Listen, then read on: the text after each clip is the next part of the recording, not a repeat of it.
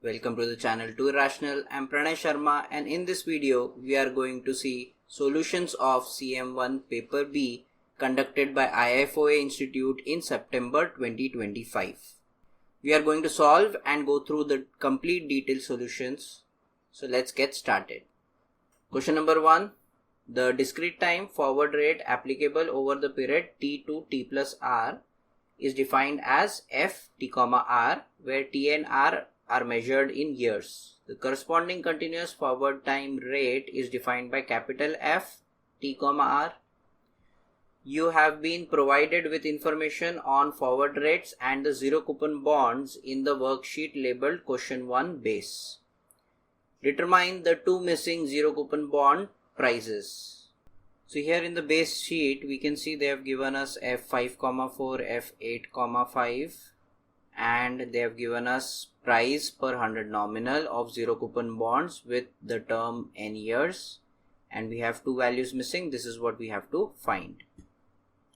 We have to solve the complete question in this same sheet, and here they have again made this. They want us to calculate this n year discrete spot rate, 1 year forward rate. I guess this is part of later on topics.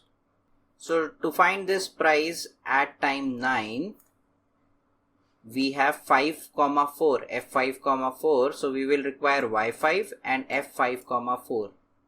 You can definitely calculate Y5 here and then use that to calculate this price, but I will show you a way where we can directly use the price to calculate this price. So the price of n year zero coupon bond with 100 nominal is going to be 100 upon 1 plus yn raised to n. We can rearrange this to find the n year spot rate. That would be this. But I can use this directly to find P9 as well. So price at 9 is going to be 100 upon 1 plus y9 raised to 9. That would be 1 plus y5 raised to 5 and 1 plus f5, 4 raised to 4. I can replace this 100 upon 1 plus y5 raised to 5 with p5.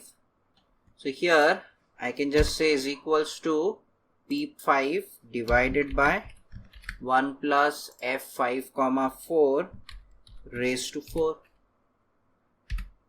Similarly, I can do that for 13, but I have capital F. Capital F is similar to force of interest. So I'll just say is equals to P8 divided by EXP F into 5, and this will give me the price. So these were the missing prices. Second part, calculate the discrete time n year spot rate, the implied discrete time 1 year forward rate for years n is equals to 1 to 20. So let's do that. Spot rate, we made the formula. So it would be 100 divided by the price raised to 1 by n minus 1. So the time here t will start from 0, 1 for forward rate.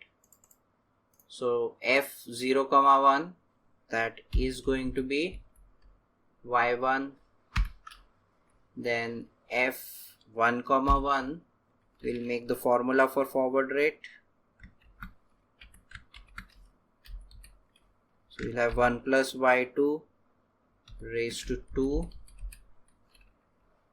divided by 1 plus y1 raised to 1 minus 1. So this is going to be the 1 year forward rate for each year. Next part. A. Describe the shape of the yield curve, and B. Explain the shape of the yield curve with reference to the expectation and theory and the market segmentation. So we'll first make the yield curve, that is going to be of the spot rate. So I'll take n on x-axis and spot rate on y-axis. But for that, what I'll do is I'll just create a blank scatter plot first. So let's say this scatter plot, and I'll edit the data.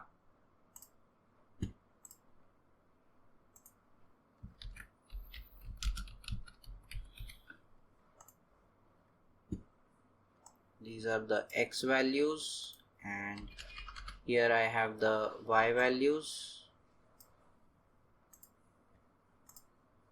and here's a spot rate. We should label it properly,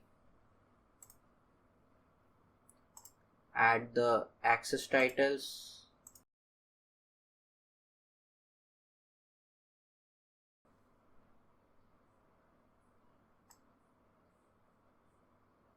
so for the shape, the yield curve is increasing for the first 9 years from 10% to 10.85% per annum, then starts to decline to 8.18% per annum in time 20 years. For the explanation, according to expectation theory, long-term rates are shaped by expected future short-term rates. An upward slope years 0 to 9 suggests rising rate expectation due to anticipated growth or inflation. The downward slope year 10 to 20 implies future rates decline, possibly from recession or monetary easing.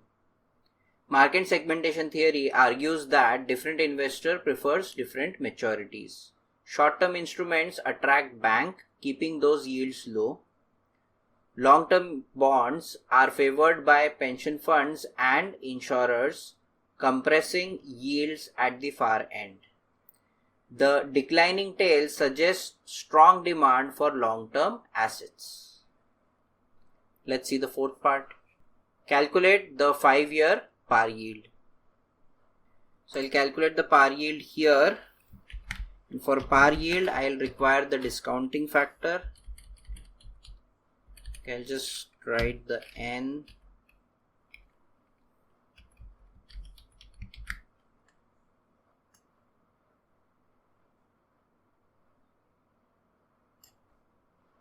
I'll make the discounting factor here.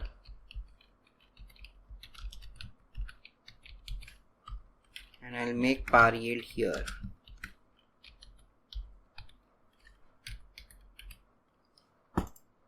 So the discounting factor,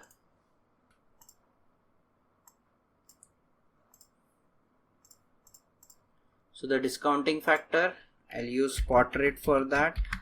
So 1 plus y1 raised to minus 1. These will be the discounting factors. Par yield is the coupon rate of a bond where the price and the redemption is going to be 1. So this C is going to become the par yield if we keep price and the redemption 1. So we have already calculated the discounting factors. So that was V1, V2, V20 and so on. So when we convert, this is the formula for par yield, 1 minus discounting factor for 20 years upon summation of all discounting, and this will apply in Excel. So here to calculate the par yield, just have to do 1 minus V20 divided by sum of all of these discounting factors, and I will now convert it into this is already in percentage. If not, you can convert it into percentage from here, right, and increase the decimal places. 9.24%. Let's move on to question number 2. Question number 2. A life insurance company issues a joint life policy to a male life age 30 exact and a female life age 25 exact that provides the following benefits. A joint life term assurance. The benefit is paid at the end of the year of the first death, provided death occurs before the male life's 65th birthday. Then a joint life deferred annuity. When in payment the annuity has a 5-year guarantee period, Thereafter, the full amount is payable while both lives are alive, and a reduced amount of 50% while only one life is alive. The annuity is payable annually in advance. The first payment takes place on the male life's 65th birthday, provided both lives are alive. If the term assurance benefit is paid, then the policy terminates and no further benefits are payable. That means if one of them dies before male life age 65, then the benefit will be paid, and then no benefit, no annuity will be paid after that. The basis used by the life insurance company is set out in the worksheet question 2 base. Calculate the expected value of the joint life term assurance at the date of issue. So first we are calculating for term assurance. Then we are calculating for deferred annuity. So here in question 2 base, we can see mortality is different for term assurance and the annuity. Interest rate in deferment period. So this is the 4% that I think we are going to use for the term assurance, and for annuity we will be using 5%. So the joint life term assurance sum assured is 100,000. Joint life annual annuity amount payable is 12,000 per annum, payable with while both lives are alive, and revisionary is 50% of the proportion of the annual annuity payable when only one life is alive. Okay. So if the term assurance benefit is paid, then the policy terminates and no further benefit are payable. The mortality of the two lives is assumed to be independent. So let's see the first part. They have made a little bit. Let's get the QX values, QX and QY values from the table. Equals to, I'll go back, 30, and QY is going to be 25, that is this. Now I can complete the table. We'll require PX, PY. We don't require them, but I like to calculate them, and then we'll calculate T minus 1 PX, T minus 1 PY. So PX is going to be 1 minus QX, same thing with PY, 1 minus QY.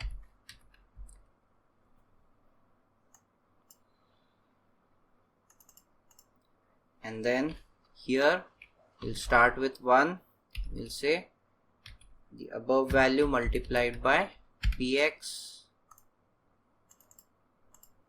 Similarly for T minus 1 PY, say 1, above value multiplied by PY. Probability for term assurance.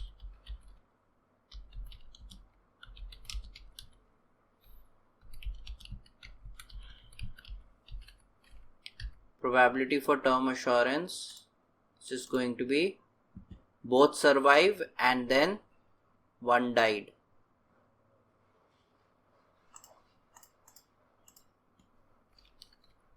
So I'll say both survive till the beginning of the year multiplied by at least one died.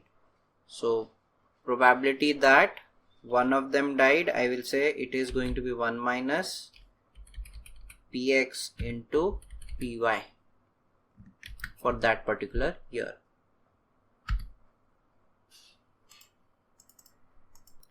Now we can calculate the discounting factor.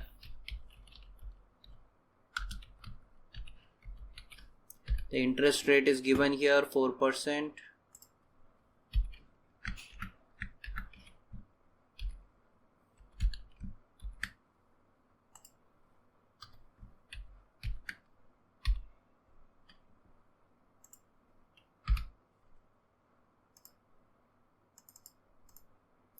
And then expected present value is going to be 100,000 multiplied by the discounting factor multiplied by the probability.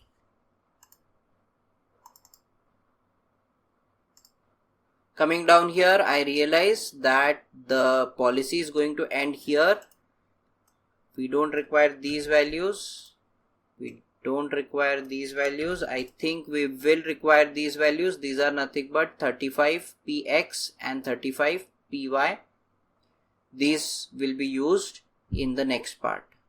Right now we will just add the expected present value, and that is going to be 7391.97. Let's see the second part. So in the second part, we are calculating the expected present value of the joint life deferred annuity, and we know that we have 5 years of guaranteed period, and thereafter the annuity starts. And even this guaranteed annuity will start only if both male and female are alive till this point. We will take that into consideration at the end, because they have asked us to calculate the expected value at the date of issue, that means time 0. Let's start making the annuity first. So let's start. Ages: male is age 65, female is age 60.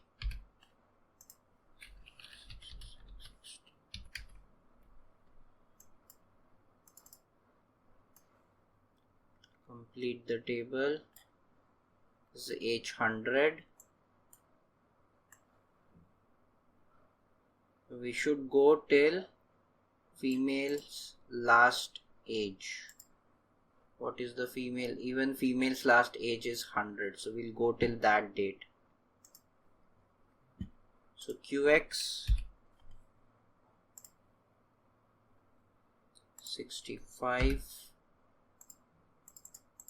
QY 60. We'll make PX, PY, then T minus 1 PX, T minus 1 PY,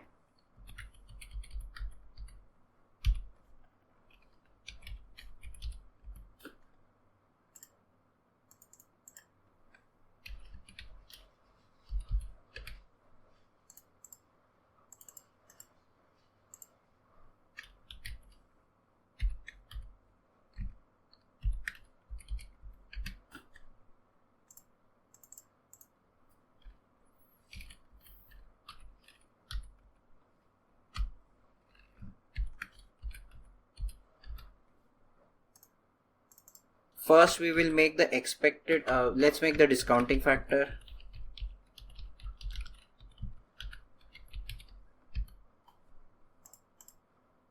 For discounting factor, I would want discounting factor at the beginning of the year because the payments are in advance. Rate of interest is here. I'll start with time 0. And now we'll make the expected present values. So first I'll make the expected present value of guaranteed,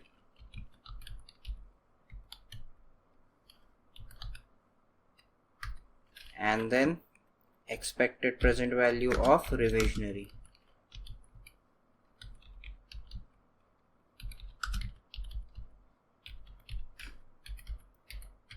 So for the guaranteed,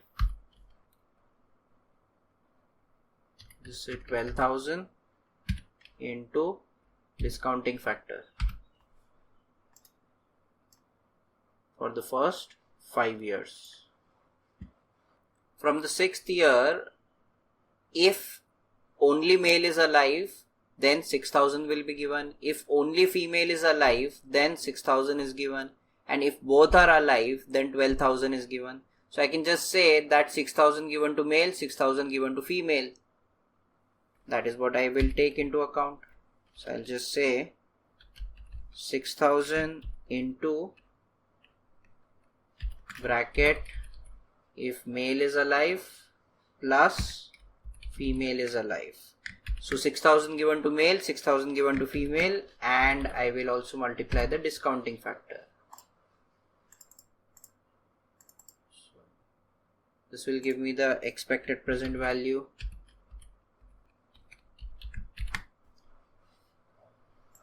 These value.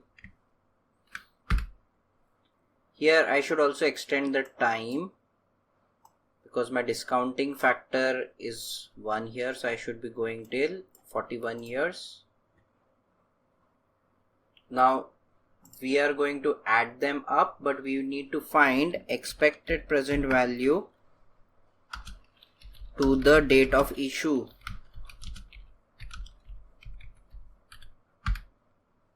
This expected present value, that would be this plus this,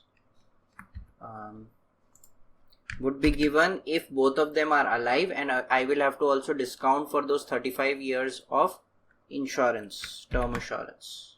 So into, I'll go here, let's say both of them alive, so this into this, and also discounting for 35 years. I think this is, yeah, this is the column for discounting. I'll take this and enter. So I get 31876.8. Let's go to the third part. Explain without performing any calculation how your final numerical answer to part 1 and 2 would change if the female life had been age 35. If the female life had been age 35, the mortality of the female life will increase and the probability of the failure of the joint life will increase. This will increase the expected present value of the joint term assurance. Second, as probability of failure of joint life has increased, the number of annuities received by the joint life decreases. As the mortality of the female life increases, the number of revisionary annuities received will decrease. Hence, the expected present value of annuity will decrease. Let's see question number 3. Question number 3. A life insurance company issues a special unit-linked 20-year endowment assurance policy to a life aged 40 exact. Premiums increase each year and are payable annually in advance. If the policyholder dies during the term of the policy, the death benefit is equal to the year-end bid value of the unit after deduction of the management charges multiplied by 2. So it is going to be twice of the bid value. So that means the bid value will be given and the another amount equal to the bid value will be given from the non-unit fund. The benefit is payable at the end of the year of death. The maturity benefit is equal to the bid value of the units after deduction of the management charges. Full policy conditions and the basis used to profit test the policy are given in question 3 base worksheet. Calculate the profit vector for this policy. So the initial annual premium is 100,000 and increases by 3%. Now in the first part, unit fund, and they have already made the unit fund table but did not make the non-unit fund table. Okay, that is fine. Here what are given? Premium, allocation rates are given, bid offer spread, management charges. So this much we will require for the unit fund. Let's do it. So gross premium. So premium is 100,000, that is increasing by 3%. First year is 1100, not 100,000, 1100, and the above into 1.03, it is increasing by 3%.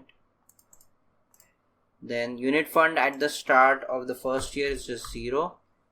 Then allocated premium, let's make the allocation. First year allocation is 75%.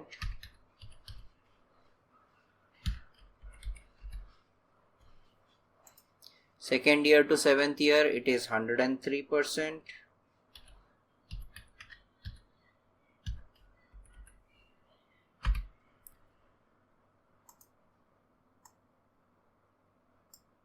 And then 8th year to end, we have 95%.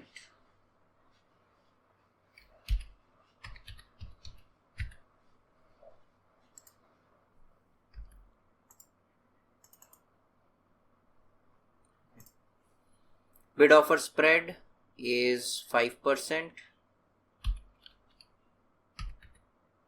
So I prefer making negative and positive cash flow, so I'll just make bid offer spread negative.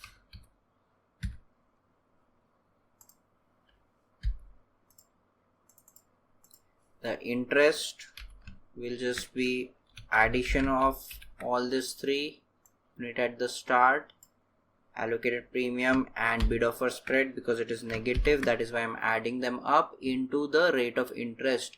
So the rate of interest or growth rate, growth rate I'll have to take from the base. Yeah, if you see here, we have unit fund growth rate given different for each year. So I will just take it from here, enter, and these will be taking each values from that base table. Then unit fund before management charges, so I will add them up, just say equal to sum, add them up, and then we'll calculate annual management charges. The annual management charges are 0.5%, so that is going to be negative because it's an outflow. That will be this.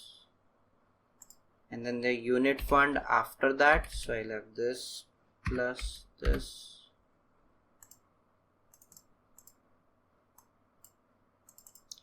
So this is our unit fund at the end of the year. Okay, this is what we are getting. Okay, not this, of course. I have to say unit fund at the start of the year would be equal to unit fund at the end of the year. And now, yeah, this is the unit fund at the end of the year. We are going to use that and we are going to make a non-unit fund table. I'll quickly write down all the titles. So the unallocated premium is going to be the gross premium minus the allocated premium. Then the expenses and commission, they are written here. Initial expense is 250, renewal expense is 50, commission is 1.5% for all of the premiums. So expense is negative, so 250 and 50. Then the commission is also negative,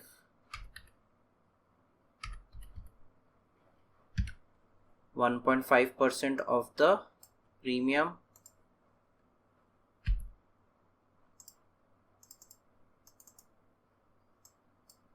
Then bid offer spread I will get from this, and it is going to be a positive value, so I'm making it positive here. Interest is going to be sum of all of these into the rate of interest. The rate of interest for non-unit fund cash flow is 3%. So this into 0.03.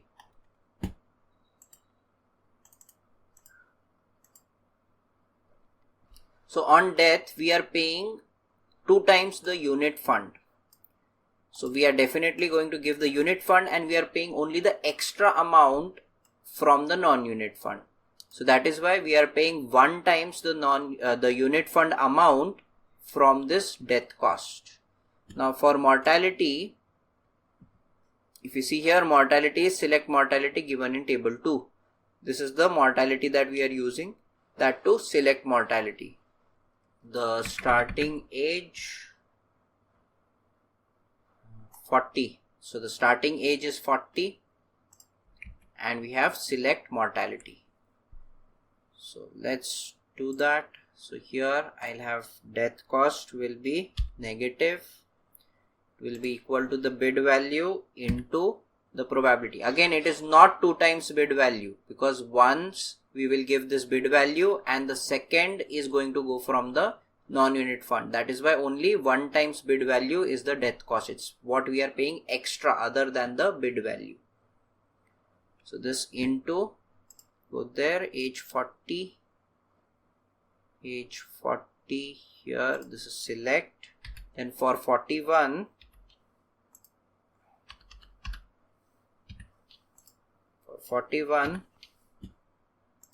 we'll have select plus 1, that is this, and for 42 we will have select plus 2, that is ultimate. Ultimate, and this will continue. This is the death cost, and on maturity we are giving them only the bid value, that is why that will not be part of the non-unit fund. Management charges will come from here, but it will be positive now, and that's it. I will add them up to get the profit vector. This is the reason I make positive and negative cash flows, so that adding up in profit vector is easier. So this is the profit vector. Let's see the second part. The company now sets up reserves to zeroize all future negative cash flows. Calculate the reserves required at the end of each year, each policy year. Calculate the revised profit vector for the policy. So in part 2, they have said valuation interest rate is 3% and end of the year cash flow, this is going to be our profit vector. So is equals to, that comes from part 1. Survival rate is going to be 1 minus QX. So I'll have to take it from here again. Select for age 40, then select plus 1 for age 41, that is this, and then ultimate 1 minus from age 42, it becomes ultimate. So these are the survival rates for that particular year. We'll have to calculate the reserve. Before calculating the reserve, I like to make another column, that would be cash flow before reserve.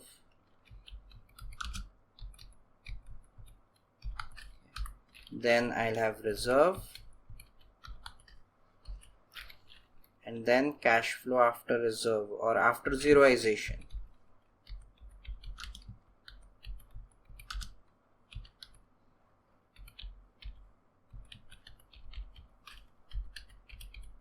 So because we are doing zeroization, we'll keep reserve for only the negative cash flows. So from bottom, the first negative cash flow is at time 7. So I'll keep reserve at time 6.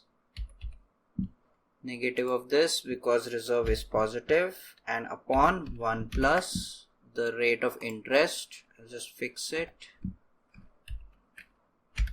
This is the reserve that we are going to keep, and we are going to keep that reserve from the cash flow of time 6. So I'll say this minus reserve into probability of people that survive that year. Then we'll keep reserve for this cash flow. So I'll again say this negative upon 1 plus rate of interest. I'll fix it.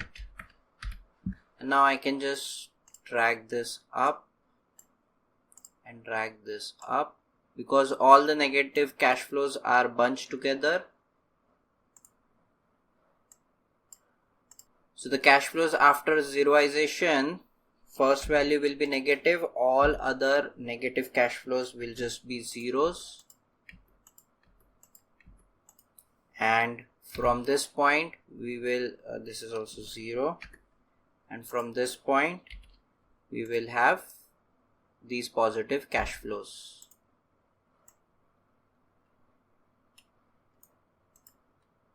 Let's see the next part. The company uses a risk discount rate of 8% per annum to calculate the present value of profits. Calculate the present value of the profits both before and after zeroization. Let's do that quickly. So here we have cash flow before zeroization, so equal to, we have that here, and then cash flow after zeroization, we have that here. We'll require discounting factor at this risk discount rate, and we will require T-1 PX. So discounting factor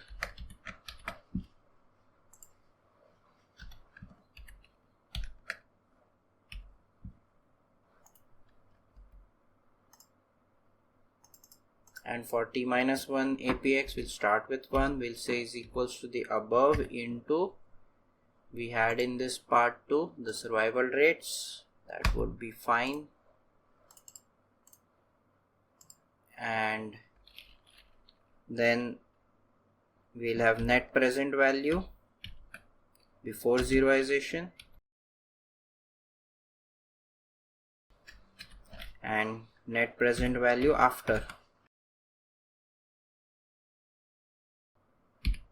So the net present value before zeroization, so this into this into this, so that would be profit vector into discounting factor into T-1 PX. Same thing here, this into this into this,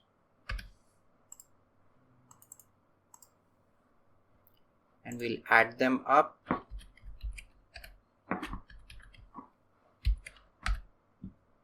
So the present value of profit before zeroization is 594, and after zeroization it is 582.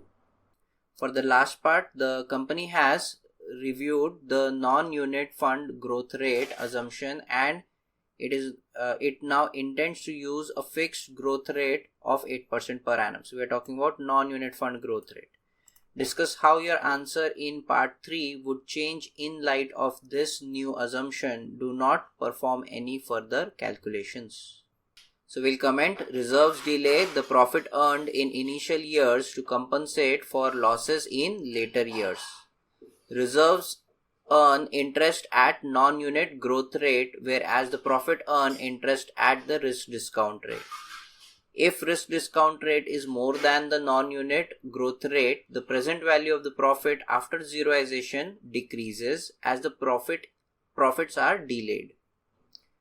This is observed in part 3. But if the non-unit growth rate is equal to the risk discount rate, then there will not be any difference in the present value of profits before and after zeroization. That's it for this paper. Overall, the paper was very straightforward. I am expecting people doing very well in this paper.